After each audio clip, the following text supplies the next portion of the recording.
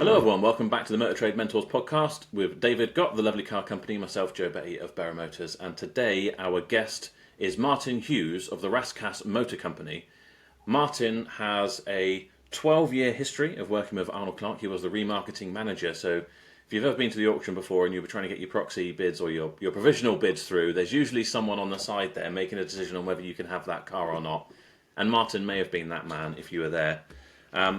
18 months ago, he has set up his company, Rascasse Motor Co., and he's got a few questions and things that he'd like a bit of advice from, as we all do when we're starting out. So if we look at the challenges that Martin has put on his application form here, one, selling more cars, something we all want to do, marketing issues, which platforms, best practices for marketing, and number two, preparation of the cars. Am I over prepping? I can almost guarantee he is. He says that himself. You almost guarantee it, but he wants to hear it from us, so we can definitely tell you that.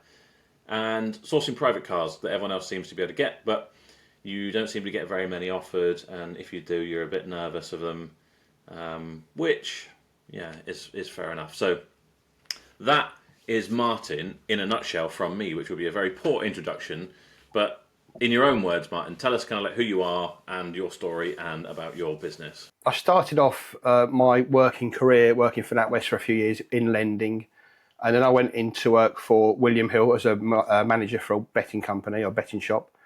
And it's funny though, I spent about 4 or 5 years doing that, and the experience I got with the different clientele in the betting shop to the guys in a bank kind of set me up for the motor trade. I was very shy and retiring as a youngster. And it was a bit of a wake-up call when you walk into a betting shop and you're basically being sworn at every 5 seconds. Evening racing came along and it just got far too difficult with hours and everything. I just had a youngster as well. Hello, Vicky, if you're watching. And then after that, I went into rental with Europe Car, basically because it offered me a company car. And at the time, my Sierra gear was like absolutely knackered. So the company car sounded excellent. I didn't really care about the job, although it sounded interesting. And then spent probably about 10 years with different companies in rental, popping from pillar to post here to there, until I realised that after 10 years, you're never going to get rich in rental, no matter whether you're at the bottom or the top. Everyone was just working their arse off to make ends meet. And then I decided I just can't do this anymore. Got out of rental and worked for an independent retailer that was actually on the up and up, called Saxon Bridge. And Brett, again, if you're watching, hello. Worked for Brett for 4 years. He taught me a lot of what I needed to know to do what I do now. But he went through the same problems. I don't know if you remember, there was a time back in 2015, I think it was, where prices of cars just went like that, and I think he got caught out with that, and unfortunately Saxon Bridge went under.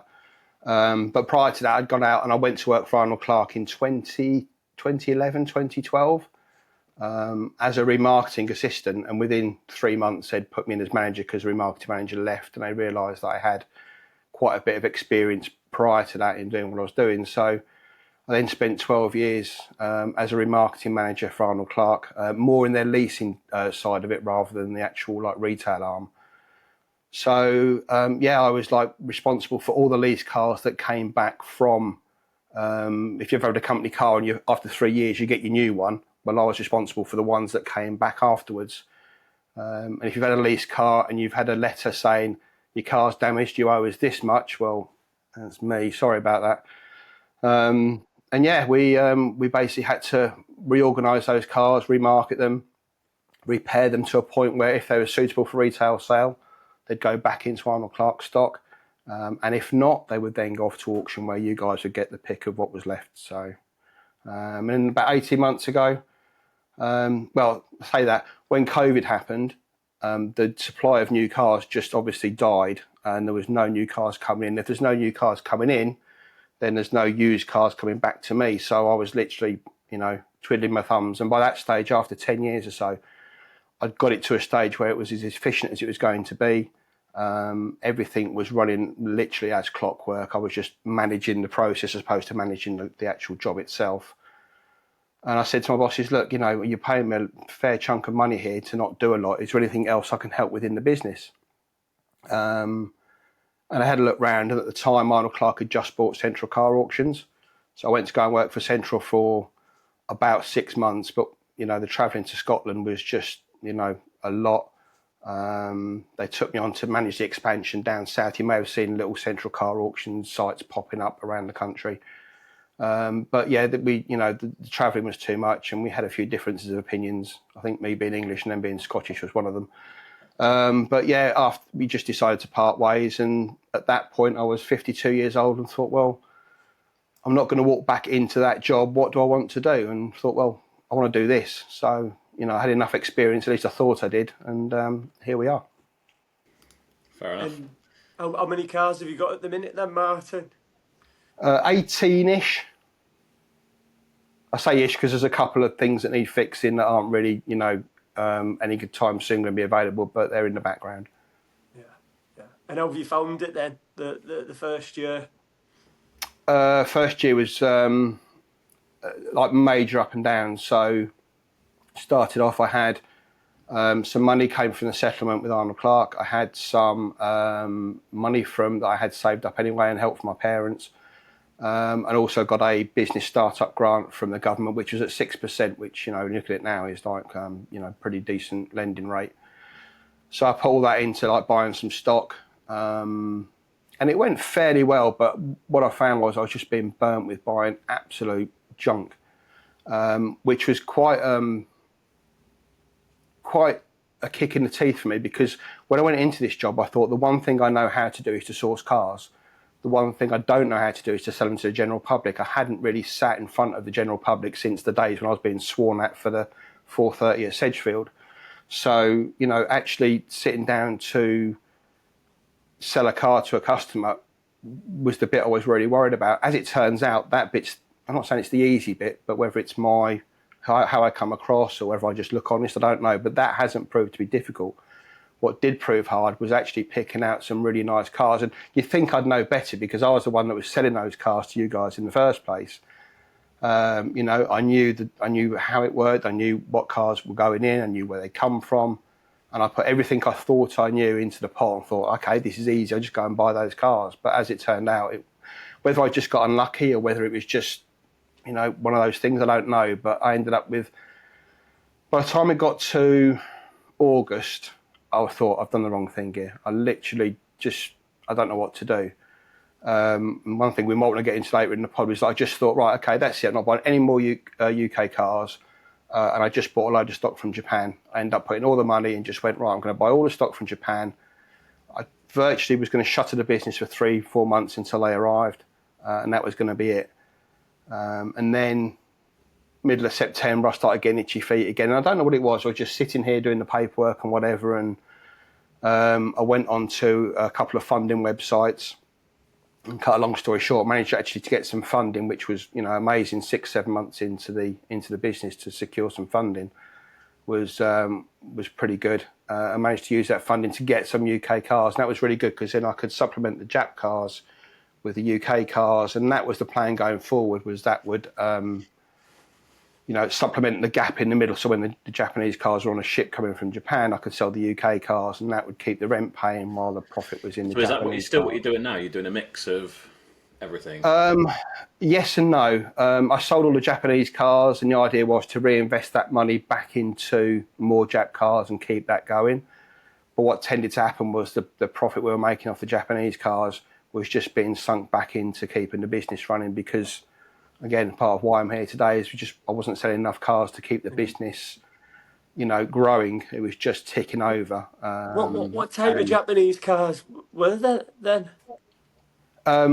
Well, basically VWs, like Ups, Golfs. I did dabble in a couple of other little bits and pieces. I bought an X1 over there. I bought a Subaru XV and a Toyota Vitz, which you know as a Yaris over here. So then you'd need to re-register them and all that they type come of over on the boat and you get them into the country and then they put it at the docks at Southampton and it's a case of trying to get them back to your place. You get them MOT'd And then as soon as they're MOT'd, you can then apply to DVLA to get them registered in this country.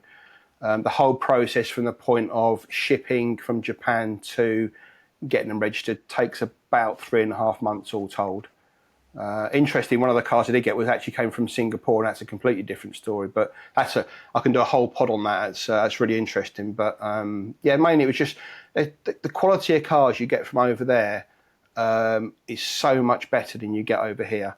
Like if I go to an auction and buy a car over here, I get it. The drive back from the auction to here, I'm like this, fingers crossed. What's going to go wrong? What's going to go wrong? I drive to Southampton, or I get a train to Southampton to pick a car up, and on the way back, it's an absolute breeze. The most you're going to need is tyres, and fortunately enough, just ran from the docks, there's a tyre place where you just walk in, sit, I'll do your tyres for you, and off you go. And that's the only real thing that they really need. I've had one that's caused me some problems, but everything else has been absolutely mint. But how do the margins compare? They have been by far my most profitable cars to date. By far. Tell me numbers. Another £1,000? Well, bearing in mind that you can buy an Up over there for about, I've just gone up in value recently, but for about £1,000 for a high up, a 2014 high up auto. Bear in mind, everything over there is auto virtually. So you can buy one for about £1,000. Shipping is about £1,000 as well. So they're into the country for about 2,500. You pay 10% import tax on that, so you're looking at about $2,750, say. And then there's VAT on top of that. Now, I'm VAT registered, so what I can do is go into what they call a postponement scheme. So if you're going to claim the VAT back and pay it in the same month, they allow you to just not do the transaction, but just add it onto your return. So that transaction doesn't actually go through your account, but it goes through your VAT return. So you pay virtually $2,750 for the car into the country. Prep costs about 250 quid, say on average, so £3,000. The biggest headache is the audio and the speedo. They're all 10 years old, so I don't import anything under 10 years old because it's just too much hassle. But anything over 10 years old, you can, as long as it's got an MOT, it doesn't matter what's on the dashboard, you can run it.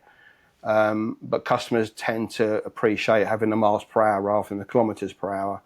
So I changed the speedo dials on some. Some I just have to put like a little GPS speedo in or something like that.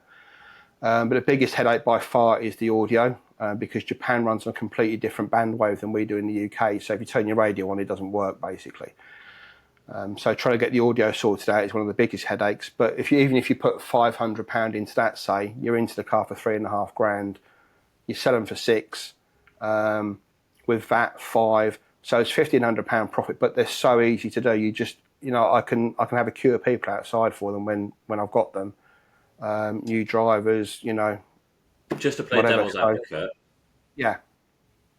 If you had £1 million sat around and you wanted to set up that, then it might be a great system, so you can have a constant flow of cars.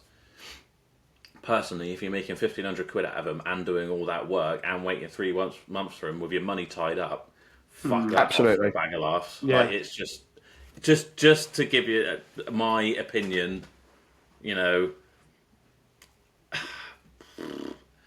I'm sure it's great, and I will want to get that website address off you, because I'll be just interested out of curiosity to look at cars in Japan and buy one for the fun of it.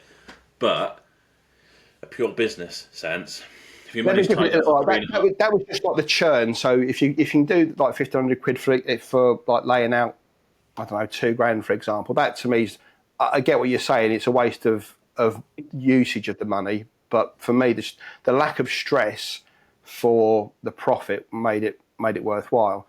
The Golf that I bought, you can get a constant stream of them going, and you think that's going to be enough to kind of, and you can build on that. But I think it's replacing the stock. It's replacing it. We sell a car, we can just buy another one online within 10 minutes. It. You set me and Dave a challenge of finding 10 cars with 1,500 quid each in them today. We do it. Yeah. But they'd be crap. Well, some of them would be, but will the problems be... They wouldn't be 30,000 mile cars that need no prep. They're virtually grade 1 or grade 2s. They come in, maybe need some tyres, and you can ship them out the door. just to like put the flip side on that, the Yeah, Golf that I yeah, got yeah. from No, I get you. No, I Singapore. mean, some of them would be, some of them wouldn't. But yeah, I mean, on the whole. But I just wonder if you've got to change all the speedo and you've got to do this and you've got to register them and all that sort of admin that's involved. Is that more than sending them to a garage and being like, can you sort out that knocky drop link and bang a clutch in it and whatever else to get these UK cars up to scratch? And don't get me wrong, I know, it's the value, I guess, isn't it? I Because I mean, guess Yeah, well, if you're how buying many can cars you for sort buy, of two, three, Martin? £4,000, you probably will get a much better car from Japan than you will in this country. But yeah, it's Yeah. How many can you buy at one time? Can you buy like 20 of them yeah, if you as many want as you to? want. Yeah. Yeah. I'd be buying like 20 ups at a time. That's what I'd be Well, if I had what the the money. plan is going forward is to I've got an order of 10 go. Well, I'm buying like odds and sods here and there, which will get it up to 10. And the plan is to buy 2 each month. So there's always a little dribble of cars coming in. So as we sell them, there's always something in the pipeline. So if I sell 5 in the first month, then I could order 5 more. And yeah, they might take 3 months to get here, but there's still 4 on the way that are on the boat, at any one have you time. So have you got any import ones for sale at the moment? there's a little VW up on my website. That's the last of the last batch that's just come in. And the others are there's a Toyota Yaris or a Vitz, I think that's on. It's classed as a Yaris. So This is Martin's website. And how long's that been for sale for, Martin? The up? yeah, well, the ups literally came in. When did that come in? About 3 weeks ago. It's had it at MOT last week. Needed 4 tyres, and the paperwork's sat on my desk now to go off to DVA to get it registered. So That's fantastic. And have you got to put on the advert that it's an import? yes, I mean I don't use AutoTrader, but on most of the sites it does pull up that the car's an import anyway. So you register it as an import, and Yeah. you tell the people when they come to buy it, it's an import. The main problem with an import is the insurance. But if you buy what is effectively an EU spec car, the insurance companies can tally them. The biggest problems I've had, like I bought the X1 that I bought, for example, that came over, was absolutely mint. This thing looked like it had just come out of the factory. It was immaculate. The seats were immaculate. Everything about it looked like it had done 10,000 miles. It had done 50. But I thought, this is lovely. I have no problem selling this. Got it in, needed no prep at all, needed a new battery, which again most of them do, but sat it down. People came in to see, absolutely loved it, went off to get an insurance quote, but because the EU didn't supply the first generation X1 as a petrol car in this country, it was only diesels, and virtually everything they sell in Japan is petrol because of emissions.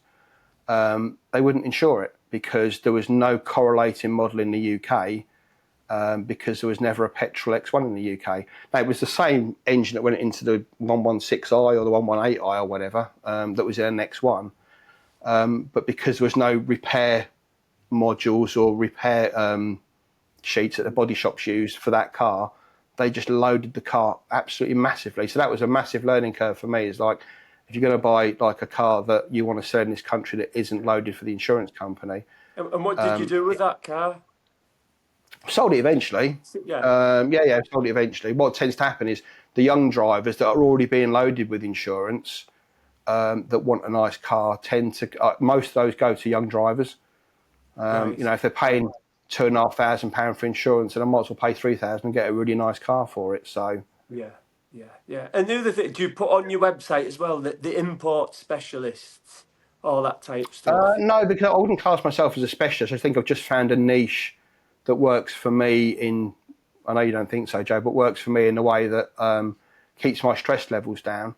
But like I was going to say, the car that I got from Singapore, the Volkswagen Golf, everything in Singapore virtually comes with leather. There's hardly anything that's like a basic model over there. Sorry to digress for a second, but in Singapore, you don't really buy a car. What you do is you buy a license to drive. They only allow 660,000 cars on the road at any one time in Singapore. And the only way you can get a license is if one of those drops off, and you buy a license for 10 years. Now, a license currently in Singapore is about $135,000 US. So once you've bought a license, the car's kind of irrelevant. No one really, you know, you're not going to spend that sort of money for the privilege of driving a car and then go and buy yourself a course over there, but go and buy yourself a Yaris or something. So most of the stock in Singapore is like fairly high spec. But this Golf, for example, was virtually like a Highline in effect. 35,000 miles, full leather trim, all the toys and gizmos. That cost me £4,000. So about 4.5 into the country. The difference with Singapore is because it's like an ex-UK colony, all the radio and like your stereo just works, so you haven't got to mess around with any of that. Yes, it's still kilometres, but it's literally 2 screws, bring the speedo out, clip the front off and change the fascia, which is, an hour's work and 50 quid for the dial. And that's it, it's ready to go. That car I sold for £9,000. So, there's the upside example of how you can just quickly churn cars. But if you're willing to take the step up to like, Golf GTIs, for example, or especially like E-classes are for nothing over there. What we don't realise in this country, we see Audis and BMWs, all the German stuff as premium. In the Far East, they're not premium cars. What they see as premium are Lexus and, the high-end Toyotas. To Japanese and the Far East clientele, Audis, Mercedes, BMWs, yes, they're nice cars, but they're nothing like we would consider over here. So they tend to go for a lot less money. Yeah, fair enough. Just to interject, I'm not saying that I think the import thing's a bad thing whatsoever. I'm just trying to play devil's advocate. And value of money. I get the argument that you could use the money better if it was in this country, but I was so dejected with buying junk that I had a moment where I thought, that's it, I'm not doing this anymore. I'm just going to buy the cars from Japan. And like I said, when they came over, I had like a batch come over back end of November, beginning of December. And they all just flew for an MOT with no cost at all, no prep at all. They'll come over nice and clean. The trims are all nice in this car. There's no stress with getting like any tears in these seats or smoking or anything. They literally are, like you'd buy a car from a dealer, like an overage piece of stock, for example. That's how they came to you. And they were literally a case of getting MOT, getting registered with the DVLA, and then stick them out to be sold. Yeah, I'm tempted to buy one, aren't you, Joe? Yeah, at least one, just for the sake of it. If you know the process, what I was gonna say is that, if that's the way you like operating, then almost maybe it'll pay to lean into that rather than, with the mix of everything that's going on. Mm-hmm. The main problem with the imports is the money, because you can't get funding for it. So everything has to be your own money. And if you're going to invest like that much money in that stock, you're talking like into the not small hundreds of thousands, like to make it work. Yeah. At any point in time, you're going to have 60, well, more than that, probably, best part of over £100,000 of cars on a boat somewhere. To work like that, you've got to have some serious capital, which I just don't have access to. So, yeah, which is what I was kind of like alluding to earlier. I thought it'd be a great business thing if you did have a lot of cash. Do you have any funding or anything? I know you said you got some kind of like business funding loans, but do you actually have like stock funding? Yeah, I got stocking funding. That's what I'd say in the middle of September, when I'd done all the work with the cars, bought all the stuff from Japan. I was sitting there thinking, I don't really want to shut. Bear in mind, I still had some UK stock to sell anyway from the stuff that I'd been purchasing previously. So I was still working and still here, like, trying to sell those, but not buy anything else. And then, like I said, I had one lazy afternoon on the PC where I was just going through, looking at stuff, sent a few speculative emails off, and one of them came back and offered me some funding. So that allowed me to get some more UK dross in to waste money on, so I could sell those until the Jap stuff came in. And who is that, if you don't mind me asking, just so I get an idea of where you can buy? Forecourt Funding. Forecourt Funding? Yeah. Okay. And they specialised in like, I wouldn't say startups, but like companies that are kind of like me. They've got their own premises. They're limited. Do they allow you to put privately bought cars on there, part exchanges and things like that? Yeah. Okay. Yeah. Is the race so if you've got funding for that, if you've got funding facility there and whatever, my thought would be like if you buy in a few more of the high spec cars, like you say that you got from Singapore or whatever, then obviously you can't fund your stuff that's coming from Japan, but you can fund the part exchanges, and you're probably going to get some nice ones. That might help whittle you down into some better stock, but yeah, I don't know. There's quite a lot to unpack. It's interesting. It's very yeah. interesting. Yeah, definitely. And what? See, me personally, I'd lean into that. You know, the import specialist type of vibe on your website. That's what I'd. Yeah, I mean, like I lean said, into. I'm not a specialist. There are a lot of people out there that do it that are better than me. I've been doing it for years. I just, like I said, I dabbled my hand in it, found it to be quite profitable. And, you know, going forward, the plan is to do more of that, but not have all the eggs in that basket at the moment. It may well be in the future, that's the plan. But I think the way we've kind of worked out when we sat down and did all the numbers was we could do that over a year. The profit from the Japanese cars would basically pay all the overheads, and then anything we make from the UK cars is profit. So that's the ongoing plan. Yeah. And how much space have you got for cars? Are you doing it from home as well? No, I've got premises. We're actually based on a farm, so I'm actually in a barn at the moment with no heating, no sort of well, I have water on site, but like no toilets or anything like that. So there is a farm toilet which is away from the building, but we have a farm. I can get about 13 in the barn. And then loads of space outside where the landlord of the farm has just said, like, you know, just don't leave junk lying around, but you can use the space as and when you wish. So I've got as much space really as I require. And how much is it? How much is it a month then? If you don't mind us asking, I've always wondered how much a farm is. 1,200 quid a month for the barn, and it's about 2,500 square foot. Sorry, what was that? 1,200 quid for the barn. So I've got that where you've got the map there. I've got the back half of that. Yeah. So which is about 2,500 square foot, and it cost me 1,200 quid a month plus the VAT. Yeah, and if because you've got like your yard there for cleaning the cars and whatever, and I guess he's put a track in now. Is that right around here? Yeah, as you can see, that there's where the track is on the other side of the barn. That goes right the way around the barn. It's all like roadstone down now. Comes right the way around the back of us. The barn at the bottom there, it's just been done up. That's got a whole new roof on and looks lovely. So I'm hoping to be successful enough to go into one of those bigger ones.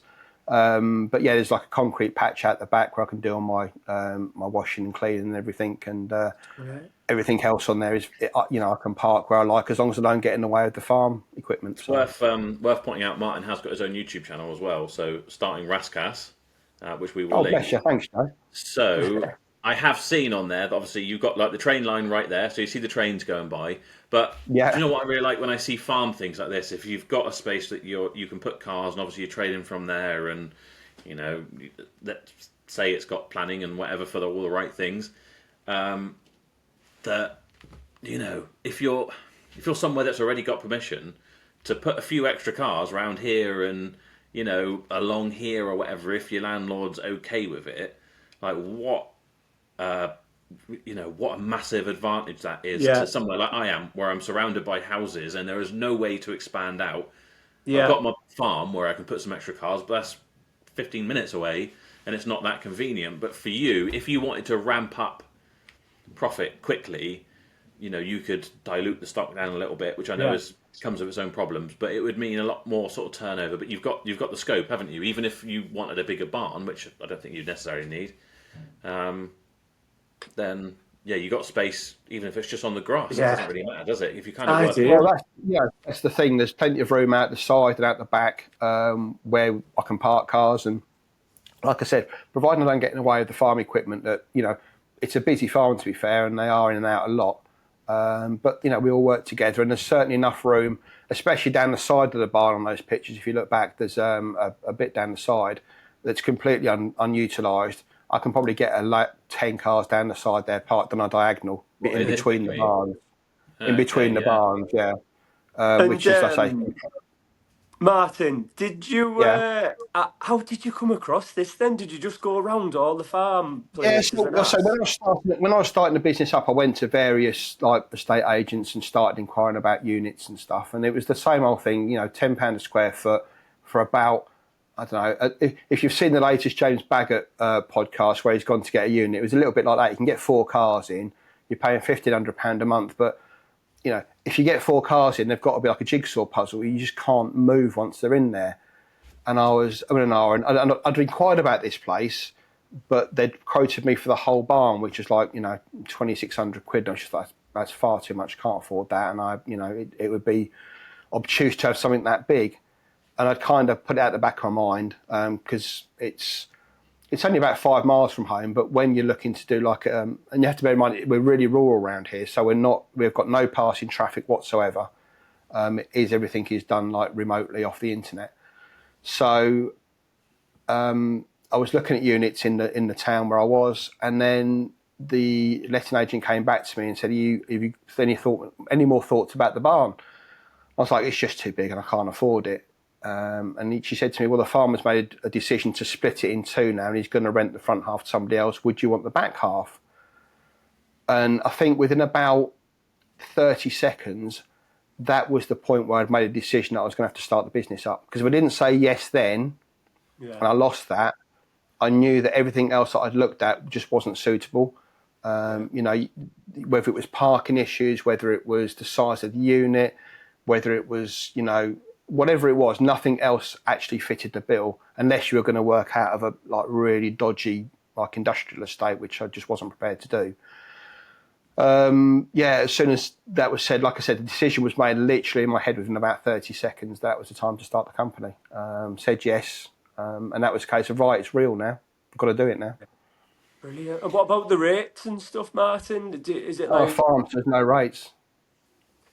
Joe? This is ideal, isn't it? This is what I say there. I love these types of setups. I do. Yeah, this is what I mean. Have you seen my setup, Martin? Like I'm on a roadside, but we're surrounded by farms.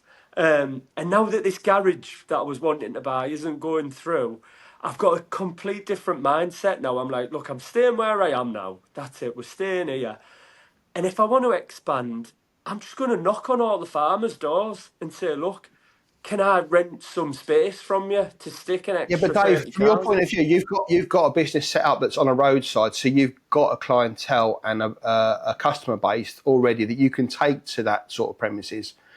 The problem that I face, as a sole trader, and other people that are sole traders thinking of doing this or are going to do it, don't look for roadside premises because you're hardly ever there. Whether you're moving cars around or you're going to pick cars up or whatever you're doing, you cannot have a roadside, because there's nothing in my head. There's nothing worse than rocking up to a used car site at, say, I don't know, 3:30 on a Wednesday afternoon and it's closed. Yeah. Does that give you a work? You may like a car in there, but does that give you any confidence in actually the company you're buying it from?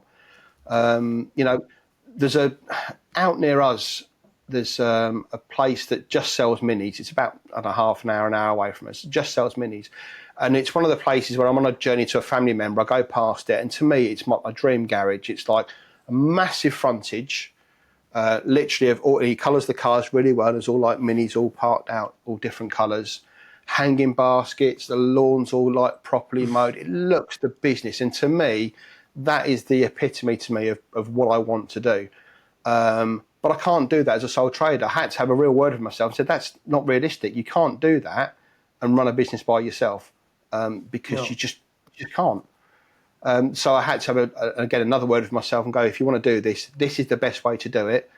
But again, one of the things that I wrote into the podcast was I'm really suffering with getting customers in and getting people to know that I'm here for being rural. I'm not in a town. I'm out in the sticks, and that comes with its massive benefits. But there are really big detractors there as well. I think, Martin, what you're doing here is you're looking. The grass is greener on the other side. We're on a main road. I'm glad. Don't get me wrong. I'd love to sound glass half full, but I think people that speak to me think I'm glass half empty. But I'm not. I am genuinely glass half full. But I have to look at the downsides to solve. Part of management is always like what are the bad bits? Because there's no point concentrating on good bits because they work. But as a manager, anyone that's done it or been a manager or done a company, you look at the bad bits because they're the bits you've got to fix. So you always look like your glass half empty, but that's not the case at all. Yeah, but well, being on a main road, the negatives is you get time wasters all the time. Don't get me Yeah, wrong. it doesn't work very well as a one-man band. Exactly. Yeah. Exactly. And then for you to pay salesmen just for them extra people that are walking in, you need like 60, 70 cars, for it to work. So I would not worry about that in the slightest. You have everything there and more you need to make this a proper success. And there's Yeah. loads of examples. We've talked about who'll be coming on our other podcast soon, Rory, or maybe he's looking for a more fancy setup. Well, to currently. be honest, Joe, he's moving, so he's actually got somewhere. I am friends with him on Facebook now, and I saw in his story he's got a fancy looking place, but he's done all right up till now from somewhere that's not fancy, as tucked away as you are. I'll show you where I started. Where is it? Much like you, I had this half of this unit here, and I had like 3 parking spaces. So you'd get a couple of cars inside, but bearing in mind I had a ramp as well. And then I would stash cars up here and, where I wasn't meant to park them and whatever, and some in here and around whatever. In the end, I ended up getting this showroom. That's a whole other story for another time. But started out in there, and I know exactly how you feel. You feel like if you're on the main road, people would just be turning up, and to be fair, you do get more people turning up, seeing your cars just as they pass, and you get the more casual whatever. But there is absolutely nothing stopping you from. It looks like already you're presenting your cars properly. Yeah. And all that It sort looks of stuff. like a proper garage, doesn't it, Joe? On the website, I think it looks like I a think it proper looks great, setup. and the pictures look good. Yeah. You've got nice stock. I know you don't do AutoTrader, and some of our guests on the podcast. That's a whole different story. That is a whole different story. Yeah. Where are you advertising? Let's get down to the nitty gritty. We've done a lot of sort of chatting, but to sort of actually give you something to work with. Okay, so I was on AutoTrader when I first started out because obviously that's what you think you need. I had a 10-car package, which when it started off it was 1,200, went to 1,500, and I think if I did it now it's about 1,800. When that got to the stage of that was my biggest overhead by far. I just said I said to him I can't do it. It's just too expensive.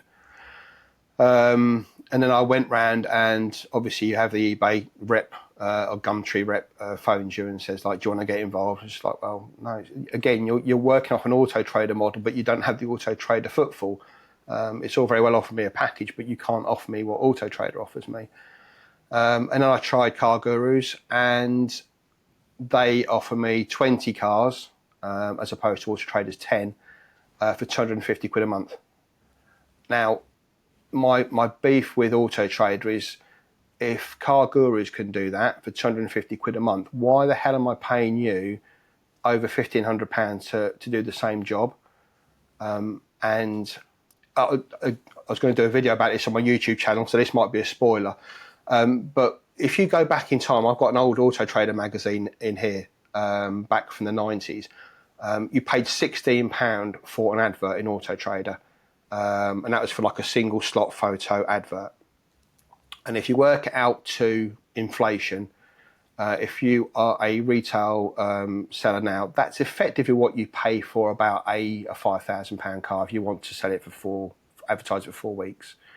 And you think, well, that's okay, it's gone by inflation. But back in the day, for those of you that remember, you phoned up AutoTrader and said you wanted to advertise your car. A bloke had come round in his Cortina or whatever it was with his big camera. He'd take a few pictures of your car, and then a couple of weeks later, your car would appear in the magazine. Nowadays, when you pay your money, you've got to take your photos. You've got to do all that. All they do is they sit there and they basically have a server with your pictures on, and they give you a different phone number that comes through. People that think that AutoTrader are involved in the automotive business are completely off track. They are a data manipulation company now. They've got nothing to do with automotive. They've just happened to find a marketplace where they have just control of the marketplace, and until dealers step up and decide that they're just too much money and step away, the dealers are the reason why AutoTrader costs what it does, because you are the business. If you walk away from AutoTrader, they don't have a business. So we're our own worst enemy in that regard. And I've done a lot of biting off my nose to spite my face in life, but this is one where I feel really strongly about it. Over the last, I think, again, in their last annual accounts, I think I've got it written down somewhere. Where are we? Group operating profit rose by 71.1 million in 2023. Now, the amount of cars they advertised on their site went up 1%. The amount of dealers they had signed up went up by about 1%. But they made £233 per month per dealer that year extra in profit. And you think, well, okay, that sounds a lot. But if you're a shareholder, you just want growth next year. Where's it coming from? It's only going to come from the dealers that are signed up, because they've got virtually everybody that's going to sign up for AutoTrader are already there. The marketplace is saturated, so they've got nowhere else to go apart from the dealers to keep ramping prices up on this. Well, we're going to offer you more data. But yeah, it's the data that the dealers are giving you to sell back to the dealers. I hear everything you're saying, and not to sort of stop you, Martin, or whatever, and I agree, and I am going to cut down, because my AutoTrader bill's $4,500 a month. I've gone through this weekend, and I'm checking out all my overheads, and I want to employ like an office assistant to...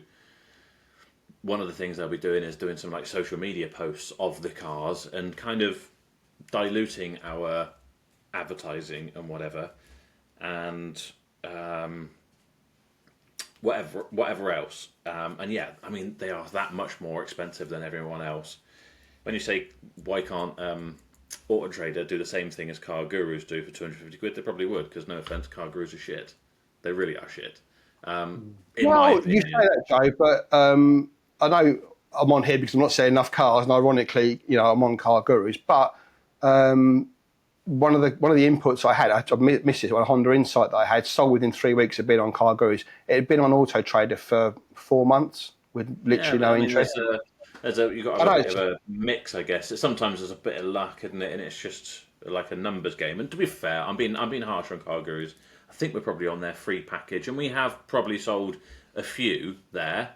But again, it sometimes creates a bit of work for nothing. It's a bit like having a forecourt front, because you get all the kind of spurious leads that seem to go nowhere, and just to keep you sort of interested and on the hook. What I would say is, all I'm getting at here is I don't disagree with you about the pricing and whatever, but something that I say to a lot of people before when they're sort of getting upset about certain things in business, whatever it is, landlords control the market, therefore people can't whatever. People who invest in X, Y, or Z, whatever, it's easier for business owners, blah, blah, blah, all that sort of stuff is like, these are the set parameters of the game. These are the rules. The AutoTrader costs are expensive. You can try and work them down, I think, but if you want results now, you'll probably get them from AutoTrader. That's the game. It's tough shit, but you need to figure out how to play the game. It's the same with everything. And that's why people complain to me like, "Oh, you've done. I haven't done. I've done. You've done well. I haven't. It's not fair because of X, Y, or Z. The government, the whatever. All the government and whatever are doing is changing the rule set. Play within the rules and get the job done. Yeah. It's your job to find what works and not kind of say that's not fair. It's just tough titties, isn't it? It's life and business. For you as a dealer, Joe, where does the stick come that breaks the camel's back? Where does it come to a point where it's so expensive that you decide I can't do AutoTrade? Because I reached that point very, very quickly, and it may well be that bigger outlets won't reach that point, but there will come a point at some time where you think this is just too much. I mean, like you said, I agree. I think it's too expensive for what it is, 100%, and they have got a stranglehold on the market. And I would love to do my bit to whatever. And like I say, I am probably going to drop my bill from £4,500 a month to maybe like £1,000 a month, but I'm still going to have my toe in the door just to keep our presence there, keep the data, because you don't have to have a 30, 40 car package for that. And we will try some more Facebook marketing, and we'll lean more into the options that are available with the eBay thing. But to be fair, when I started out, for the first 2 years, AutoTrader was too expensive for me, so I stuck with eBay, and bloody hell, we did well. We did well out of just eBay, to be honest. So at the minimum, I feel like you need to be on eBay. Don't worry about AutoTrader for now with what you're doing, Yeah. but I would be on eBay personally. But I think this is something that, I mean, we've been doing the same amount of time, haven't we, Joe? Like 12 years, and this is something that everybody has been going on about since the dawn of time, that AutoTrader is too expensive. And like you said, there does come a point where you just, don't get me wrong, I don't feel like I've give up and thought, right, I've just got to give them the money. But you've just got to change your mindset. It's expensive for a reason.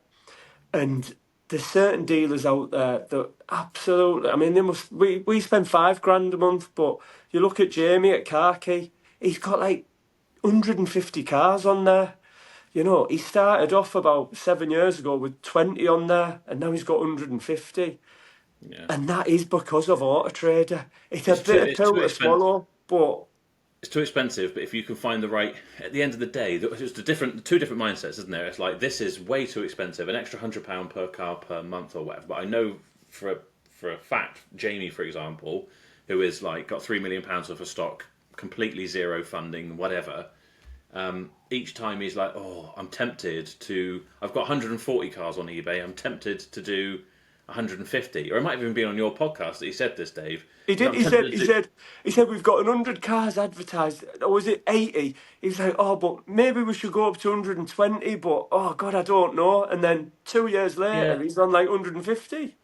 Yeah, or he was on 140 and he was going to do an extra 110 because he's like, well, what have I got to do? I've got to sell one car extra from that extra 10 slots. Yeah. So yeah, I know That's it is bloody expensive and it is tricky, especially when you're sort of starting out. But Do you not think, though, for those larger retailers that the fees are scaled and it should be scaled at a different rate for people that don't have that much stock?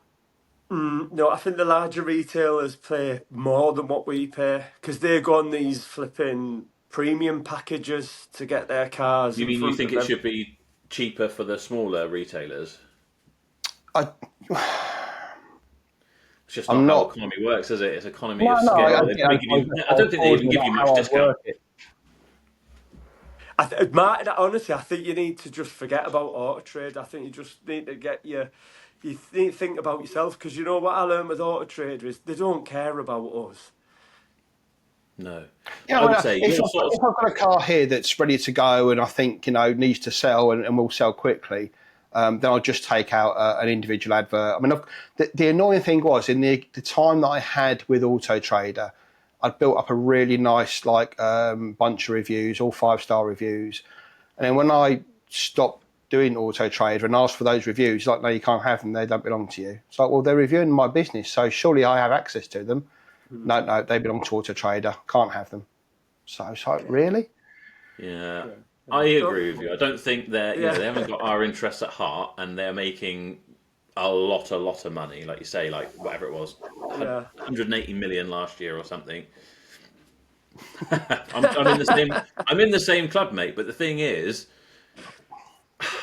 I yeah. Join the Well, revolution, I Joe. was Come keep saying it. on. I've got it tatted on my chest, like actions, not words. So I get annoyed about stuff and I can talk about it, but fuck it, I want to do something about it. So if I have to play the game, I'll play the game, but I will work it out and make sure that I'm making profit. So you can do a month worth of AutoTrader. Again, I would forget AutoTrader for now. Just Yeah. let's all calm down a minute Sales is and what you need, remove Martin. AutoTrader from the Sales. conversation. But I would get eBay and they'll let you do like a 3-month package. And what's it going to cost you to do a small one? It'd probably be like 500 quid a month. So 1,500 quid, I would take a dabble and say, like, let's see what happens in 3 months and kind of check what's happened. Maybe try doing like James Alford, who was on our podcast. I think he plays a bit old hat, though. Oh, sorry, I thought I'd turn that off. My apologies. No, I mean, Sorry. no, I don't. I mean, you have reasonable success with eBay, don't you, Dave? No, I got rid of it. Yeah, Oh, yeah. I got rid of it. I was fed up of the customers that it attracts. You know, the way, look, it's simple for me. The way I look at AutoTrade, if I spend £5 a month on AutoTrader, I know that I'm going to make myself, so if I'm going to spend 70 grand a year on AutoTrader, the formula I've got is I seem to make more money than what I pay AutoTrader. Not a lot more money, but if I'm spending £5 a month, I will make 70 grand that year at least. So that's how it makes me feel better about paying that money every month. Do you know One the thing I have biggest thing started doing about is dropping. AutoTrader? The biggest thing Cool. about AutoTrader is a bit of confidence in the mind of customers. I think you're a serious Yeah, player if you're an AutoTrader. If you're not, Exactly, you're a Ted in the exactly, shed. You know, it's exactly, don't exactly. get me wrong. It has its benefits, and massive benefits, and they've got a stranglehold on the market, and they are like the number one. And you know, you're right. You have to play the game, but there has to come a point for whatever size of dealer you are when the money becomes too much. And it's all right. You know, it's okay now. But like I said, the shareholders are going to keep wanting more and more, and they're only going to come after the dealers for that more money. And the only reason they're getting it because they're giving you this data. But the data is your data that you're giving them, and it's so easy to manipulate that data as well. If you don't enter the correct sale price in when you take it off AutoTrader, the sale price is incorrect. If you Yeah, don't, there's some people have installed an extension on their browser that will tell you the price changes of a car and where it's gone. On Car Dealer 5, if you put your car into pending and then put it back, it resets the clock.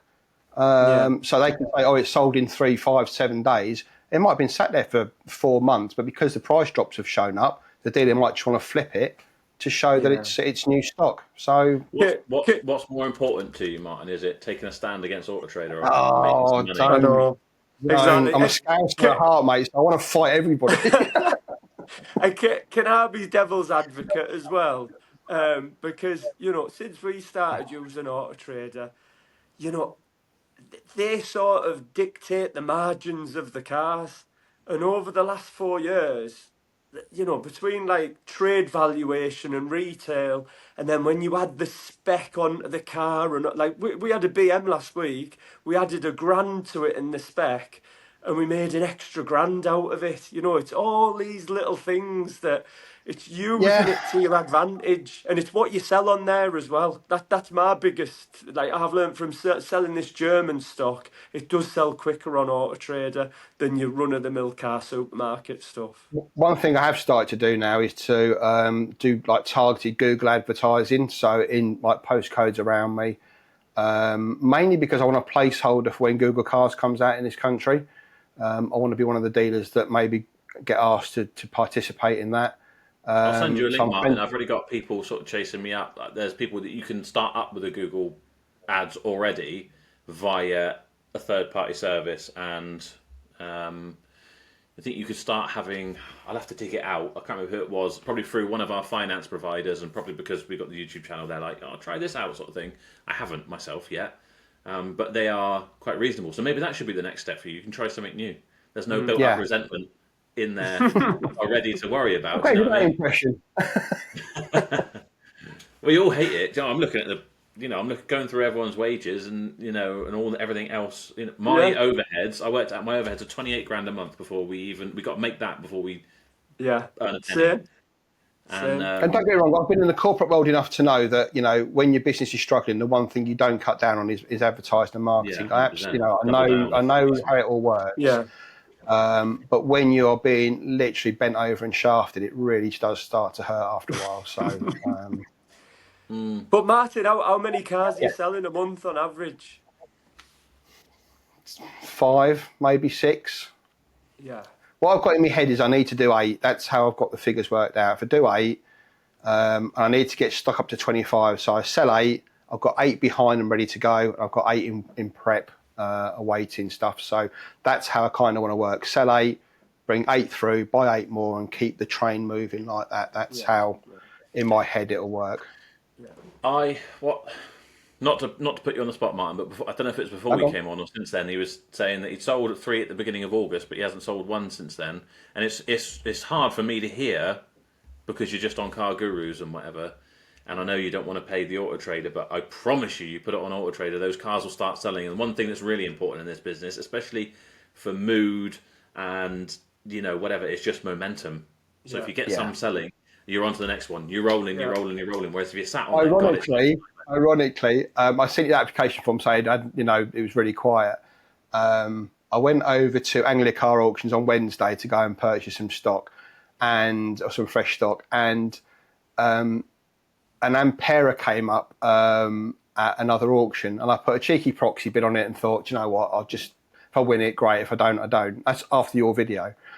Got back from it. It's only the next day I thought, better check to see if I won that car, and bugger me, I did.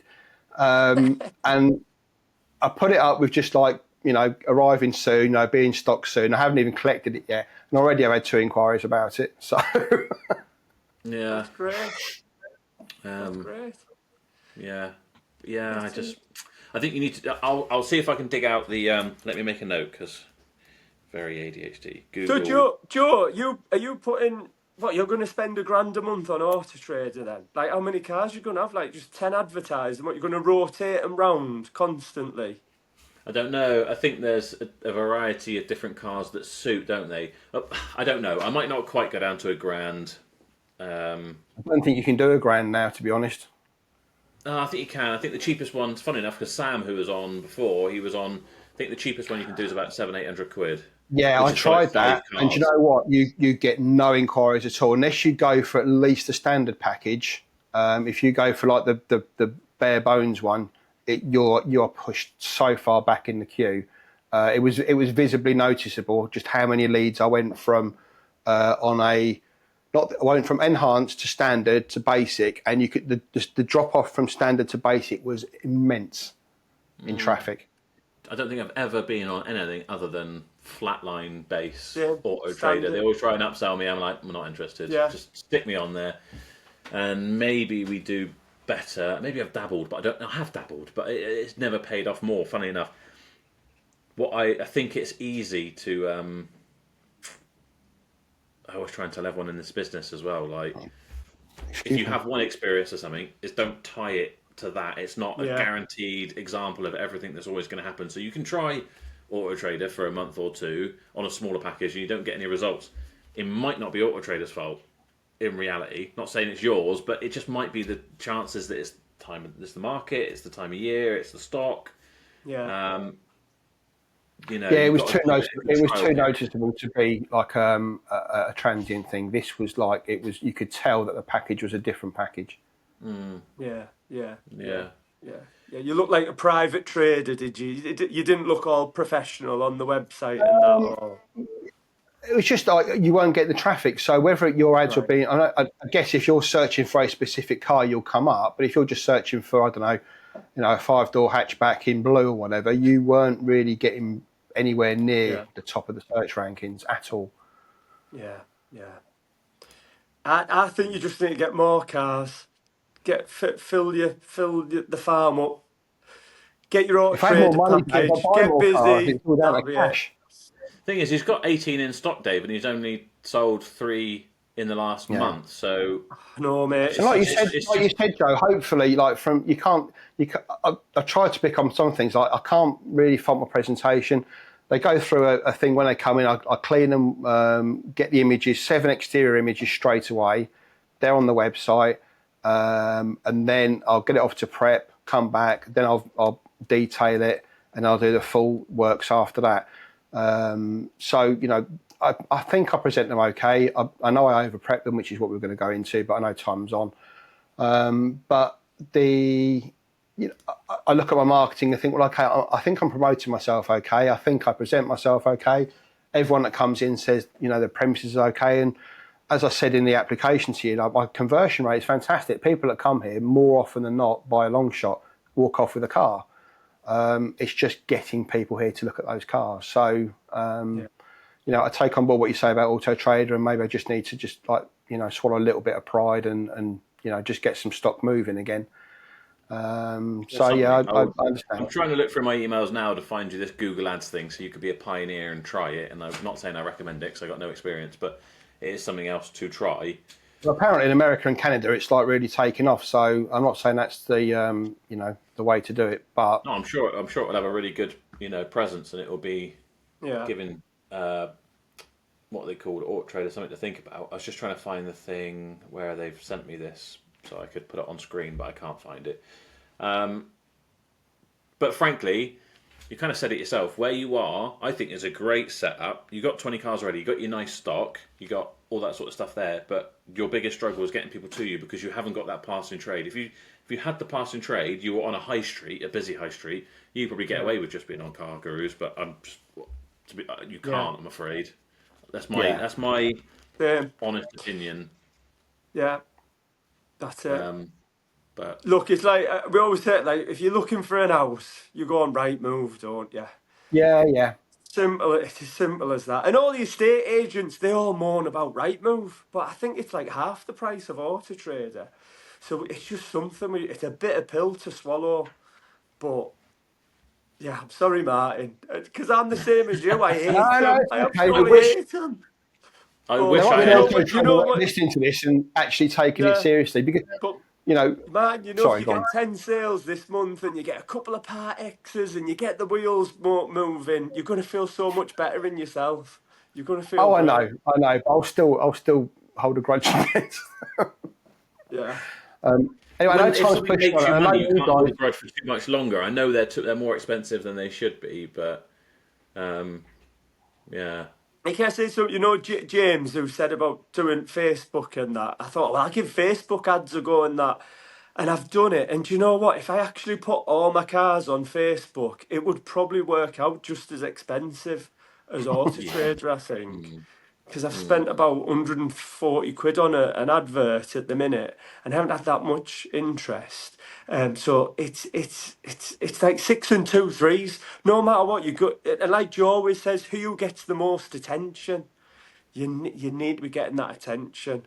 That's what you Yeah. Yeah. need. Yeah, I feel like the Facebooks and all the other bits and pieces and whatever you could do, but it's going to take time to build. What you need right now is some kind of momentum. Get the wheels turning. So if that means swallowing your pride and taking AutoTrader, getting a few sales done, getting people coming to your site, building a bit more reputation, and just Yeah. putting I can see yourself the comment section now. Get on AutoTrader. Get on AutoTrader. Yeah. No. I just even just it. I don't know how else to put it, but I just think do the calculations after a couple of months. If it costs you a couple of grand, and do the calculations, how many more have I sold than I did in August? I guarantee you look back and be like, well, technically, I have made more profit now because I did that than whatever. And I know that when I started out, no one wants to pay AutoTrader's prices. That's why I didn't do it for 2 years because they're so expensive. Once I did, I was like, yeah, I'm going to double down because this is working so well. Yeah. And then you get to the point where me and Dave are, and we're at like $5,000 a month.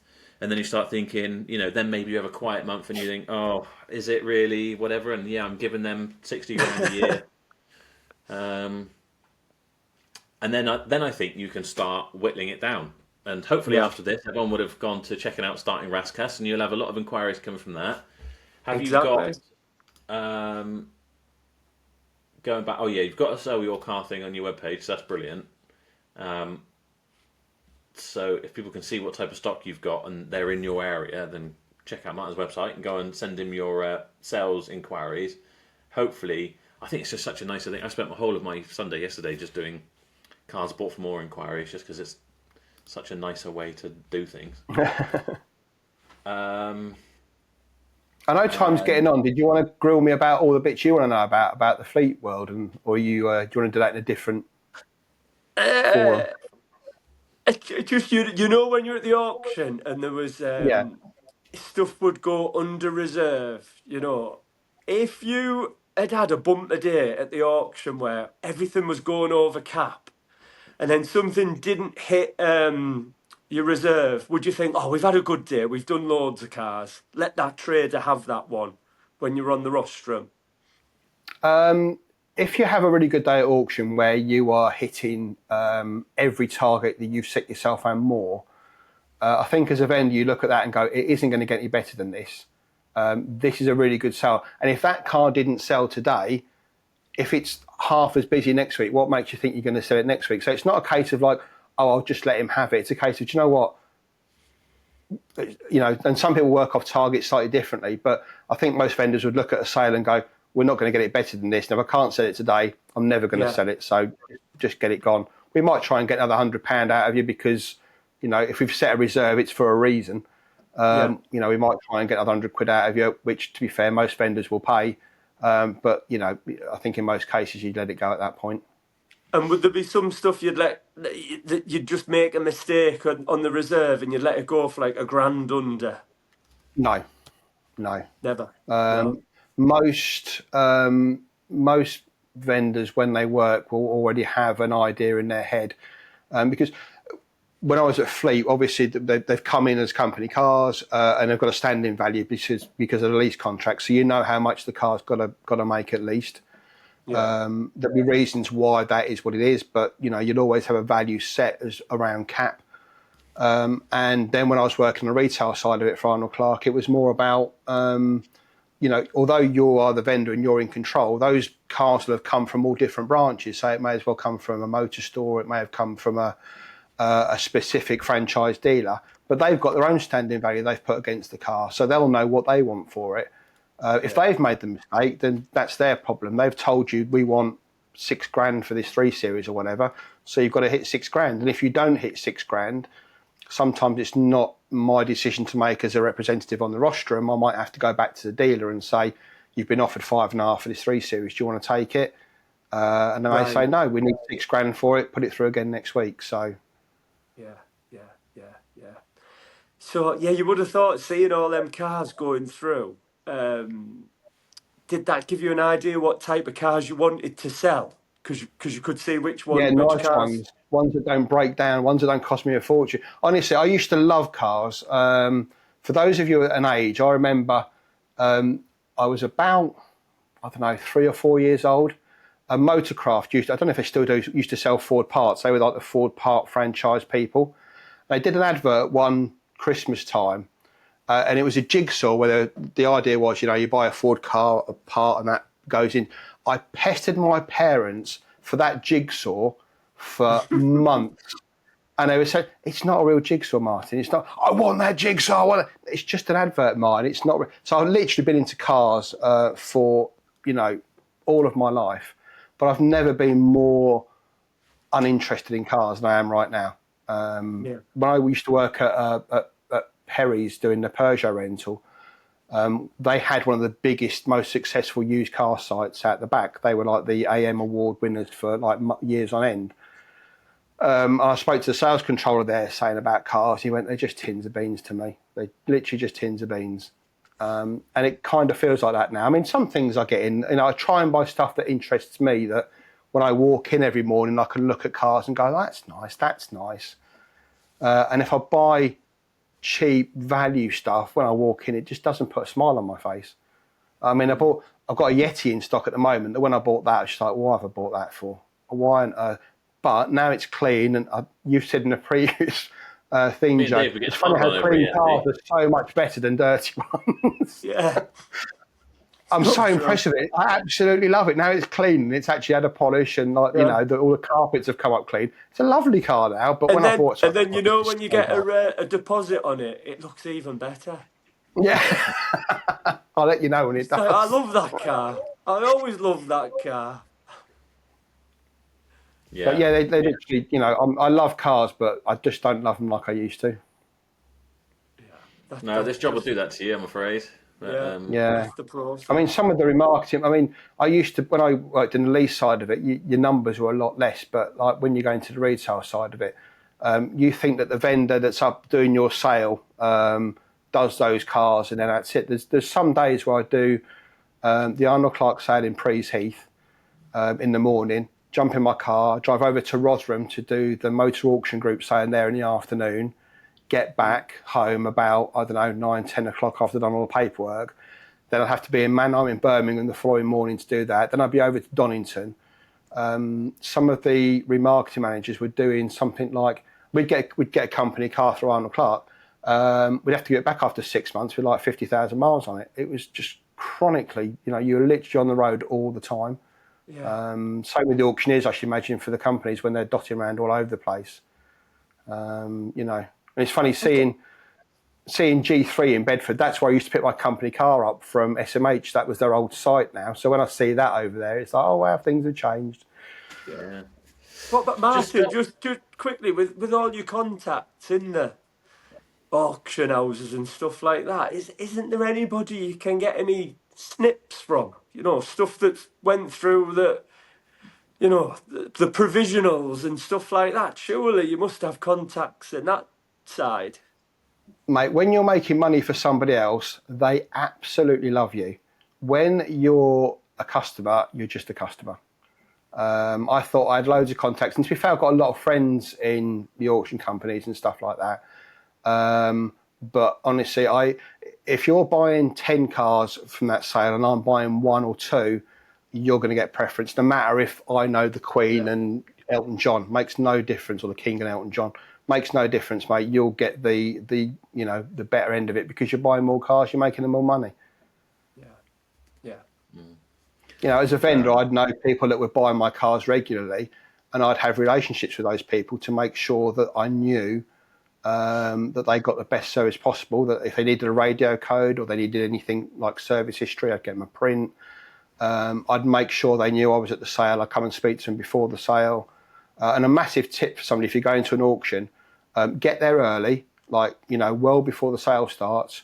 Go and look around the cars when it's really quiet. And you'll find a bloke, probably normally in a shirt and tie like me or in his corporate wear, walking the line, looking at the cars he's got in stock that day. 'Cause that's normally the first time you see them. You've got the paperwork, so you know what's in the sale that day. But the first time you see the cars is when you actually get to the auction. And it's a very lonely job being a vendor because you're here, there, and everywhere. You don't really build up, relationships. You speak to auctioneers and stuff, and you have them as people that you spend time with, but you don't actually build relationships with them. Go and speak to those remarketing managers at the start when they're walking around the cars. They're cold, and especially like you come into winter now, it's not a fun job. And go and speak to them, and you never know, you might get a little tidbit off them and which one's not to buy or which one's to buy. I'm not saying you'll always get it, but every now and again, if they've got a nice car there, they'll want you to know about it because they want to make the money on it. So, brilliant. Fair enough. One thing I was thinking then, just going back to what Dave was saying, always saying about not being like passionate about cars, which me and Dave aren't, but I think probably would say we're passionate about business and our business. Mm-hmm. Do you feel the same way about yours at the minute? You want to make it because it gives you a different mindset. If I don't do this, then it's like I'm going to be like 55 or whatever, and it's like, what am I going to do with my life then? So this has to work. I don't really have a choice in just like playing at it. This really has to work as a business. And I'm not doing it to build an empire. I'm not doing it to get like mega rich. I'm just doing it so for 15 years, I can turn a living, that'll pay the mortgage, that in 15 years, even if I can't even sell it as a going concern, I can close the door, sell the stock, move away and retire happily. I'm pretty sure my daughter doesn't want to do this as a legacy business, so I don't think she'd really be interested in it. You had, like a bumper month and everything went smoothly and you got all the sales you wanted and you got the right stock and whatever, and the balance sheet at the end of the month is very healthily in the black. Are you going to get a buzz out of it more than just the financial things? God, yeah.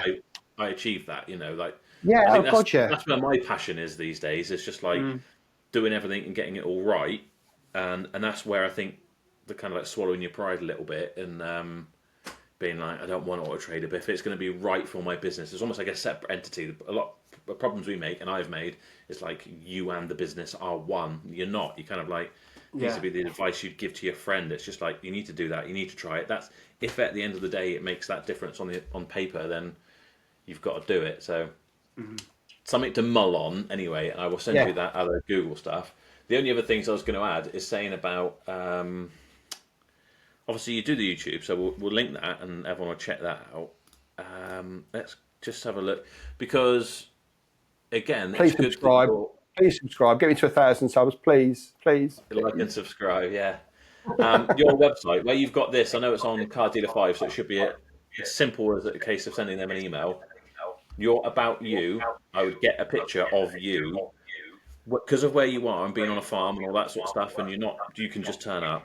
I always feel like the more information you can give to someone, the better, because the picture at the top should be of the farm. I took that a little while ago with the cars outside. That's the business there.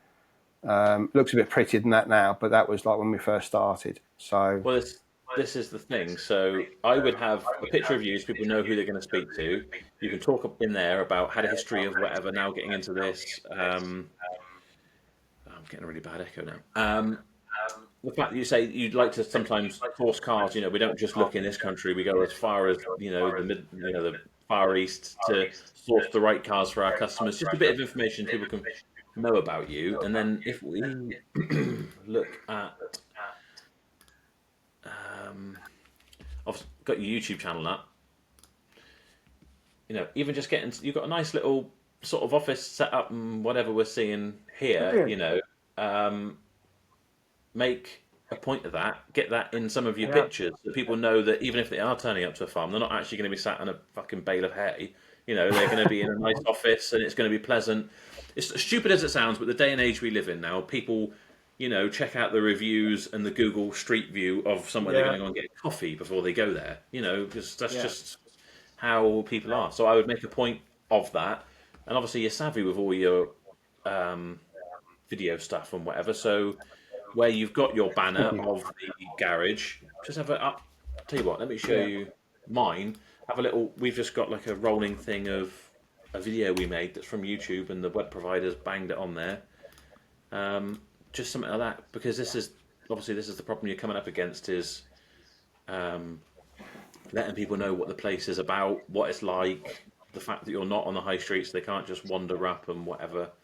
But a question for you, Joe, and obviously for you, Dave, as well, and James, who is here.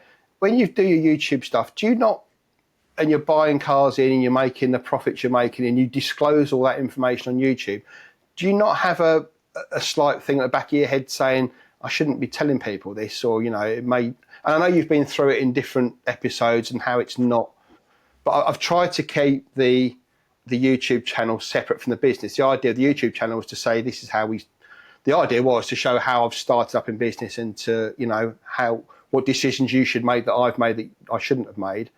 But as a one-man band, and fair play to Chops when he does it,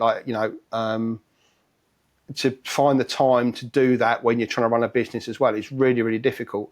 So I haven't been able to do the starting journey, and how I've got it is literally just been like bits and pieces here and there. Are you ever ashamed of how much profit you've made?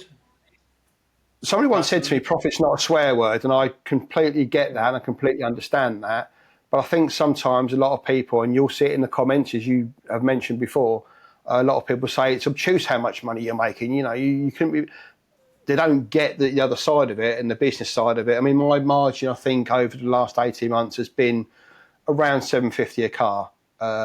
So I might make, the Golf, for example, from Singapore, made like a lot of money on that. But I had to put a lot of work into that. I had to go and find the car, I had to get it all back and shipped, everything like that. So, but if I said to somebody, oh, that only cost me, $4,000 in Singapore, well, why am I paying $9,000 for it then? I'll go, well, you go and do it then. But I don't like having those conversations if I don't have to.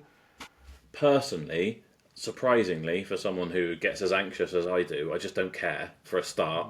I just don't care that people know. I haven't got it in me to be going around it. It'd be harder work to try and hide how much we're making, and probably people would guaranteed 100% think the worst.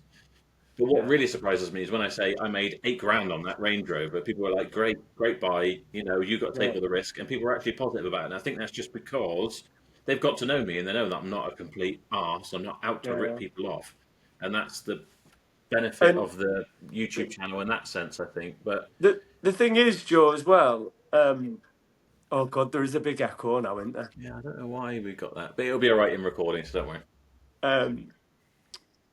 But I thought the same as you when I done my channel. I thought, oh my God, everyone's going to think we're making fortunes. But when you're doing the channel, people can see that we're losing fortunes as well. Yeah. $5,000 a month AutoTrader bill, engines blowing up, staff to pay for. I guess that's the bit I'm uncomfortable about, because as a new business, if I start saying things are going wrong, it looks really bad, and I don't really want things to look really bad. But I think maybe if I was a bit more honest, I'd want to do a YouTube channel from. Video and people are watching it. You're not putting out a video directly to someone who's in the market to buy a car from you, but we have people who they would have found our videos, and it's not because they were looking at Barrow Motors, because they're from bloody Aberdeen. But then in the end, they've ended up flying down and buying a car from us because they wanted to buy a car from us. Yeah. And even I think in that, like one of those scenarios where they did that, the car then played up and we had to buy it back. But they were still like over the moon because of how we treat them and whatever. But Exactly. you're not like getting a customer turning up. It would be different if a customer turned up and said, "Oh, I'm interested in this car. How long have you had it?" and whatever. And you were like, "Oh, we've had it for about a month. And by the way, I've got about £5 margin in it." It just that would be. It's just not bragging, isn't it, Joe? You just Yeah. I mean, like I say, it's a trying to explain commercial our enterprise. overheads are like 30 grand a month. How do you think we're going to pay for that? And if Yeah. people want to say, "Oh, you car dealers rip people off and you're making way too much money," if you got it cheap, I do get a lot of, "If you got it cheap, you should sell it cheap." It's like, why? You wouldn't do that with your house. Why would if someone's house, if your house is now, you bought it for 200 grand, it's now worth 300 grand, but you should really let it go for 250 because you don't want to be greedy. Of course they take it. The And at house the and end of the the day, car I got thing, whereas staff to they're pay. massive assets. They've got taxes to pay. I've got an awful lot of tax to pay. It's weird in the UK how we have this kind of mentality where people don't like the idea of other people making profit. In America, they revere it. It's great.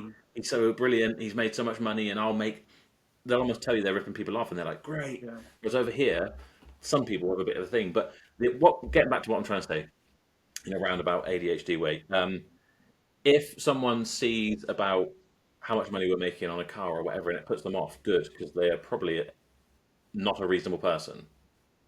The reasonable person is going to understand you need to make a profit and that whatever else. Unreasonable people are going to look for a reason to be annoyed with you no matter what, Yeah. And do you want those as customers anyway? Probably not. So Exactly. You look at Tom Hartley. He's got like 40 grand, 100 grand in cars, and he still sells plenty, doesn't he? Yeah, you don't need to be bragging about it and kind of like gloating, look how much money I made. But if you're just honest, but again, I don't think you even need to get into that. You can say, look, we got this at quite a good price. I think I'm going to have quite a nice margin in it. You don't have to say exactly how much, like I do, where I break it down. Yeah, and that's never stopped me from. Do you know what? The amount of times I felt like I'll be awkward, but it hasn't been, is when people have come to buy cars and they were like, "Oh yeah, I watched a video actually," and I was like, I'll be in the back office and like, "Oh, I broke down exactly how much I paid for that," and there was like, a £3 margin in it or something. They're still over the moon. Most people were sensible and realistic, which does surprise me with human nature. But if they complained and they were like, "Oh right, I don't want that car anymore," I'd be like, "Fine." Yeah. Whatever. Next person won't care. Yeah, I you're think a bellend, it's I don't still. care. Yeah, it's still from coming from a corporate background for like 25 years, suddenly working for yourself, you forget that you can actually make a decision for yourself. And that's kind of why I got into it in the first place. It's like, I was tired of people telling me the wrong things to do. And I thought the only way I can get out of that cycle is to do it myself. But now I can actually say to people, I don't care if you don't want to buy the car, go away. Whereas 5 years ago, God, I'd have had my ass kicked from here to Kingdom Come if I'd have said something like that. So, well, exactly, yeah. I mean, that's why I do it, because there are people who come in, and I have literally told people I don't really want to sell you a car, to be honest, because I feel like our expectations are completely unaligned. Like, oh well, I'll take my money somewhere else. I'm like, no problem at all. It's not like we're going to go under, but no hard feelings. I just don't want to sell you a car because, and I can do that, and I'd hate to not be in a position like that. But there we are. We are knocking on because we've had loads of chat about. Was there anything else you wanted to sort of cover before we knock off? No, I wanted to chat. And I think, what you've done with not just this podcast, but the other podcasts you do, and also the channel itself, I think is a massive boost to not just like motor traders like myself who feel like they've got someone to talk to. And even though you're not talking, you can listen. Like Sunday mornings, watching your weekly roundup, I think is great. Dave, when you see the stresses you go through as well, I think that's great. Not your stresses are great. Just to see I'm not the only person that's going through it. I think that the more people that see your channel and see the stuff that you do, both of you, it just puts the motor trade back into a better light again because it's so hard. We're sometimes I think we're worse than estate agents now, and it's nice to see you guys really put in like the normal face of the car trade back into it and how it's not just a massive money making scheme. It is literally like stress every single day. So fair play to you guys for doing what you've done, and thank you. Appreciate that. You. And we'll keep an eye on your channel as well. And everyone can follow another angle from there. Yeah, please. I'll put some more stuff about the imports on soon. I've got a video brewing about the up that I've just brought in and some other bits and pieces as well. You've killed me AutoTrader video now. I've had my rant, so I can lose all that now. No, you can still put that in. That's fine. People will look forward to seeing that now.